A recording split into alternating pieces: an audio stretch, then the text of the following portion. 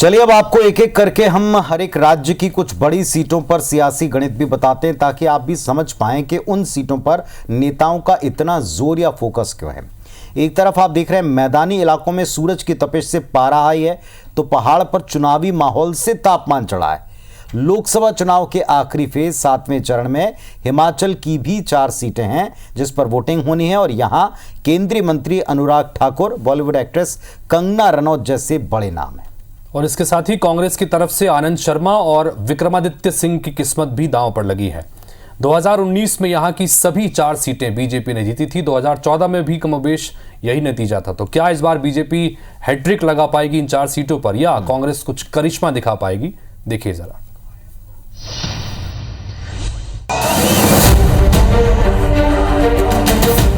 BJP और कांग्रेस की चुनावी रैलियों की वजह से ठंडे प्रदेश देवभूमि में सियासी पारा गर्म है।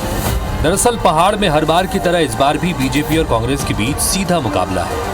एक तरफ बीजेपी 4-0 की हैट्रिक लगाने के लिए जी जान से जुटी है, तो दूसरी तरफ विधानसभा चुनाव के बाद जोश से लबरेज कांग्रेस बीजेपी की जीत की हैट्रिक को रोकने दिन रात एक कर रही है। वैसे तो मध्य प्रदेश में 4 लोकसभा सीटें मंडी, हमीरपुर, शिमला और कांगड़ा है, लेकिन मंडी सीट इन दिनों हिमाचल की नहीं पूरे देश की सबसे हॉट सीट बनी हुई है।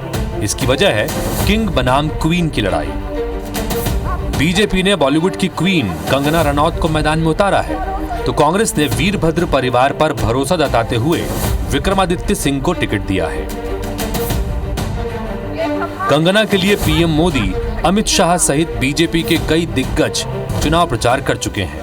हिमाचल की 4 सीटें जुड़ जाएगी तो सोने पर सुहागा हो जाएगा। और मैं देख रहा हूं हिमाचल फिर एक बार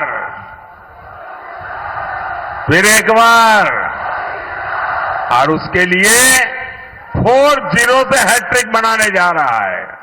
बीजेपी पिछली बार सभी सीटें 3 से 4 लाख के मार्जिन से जीती थी।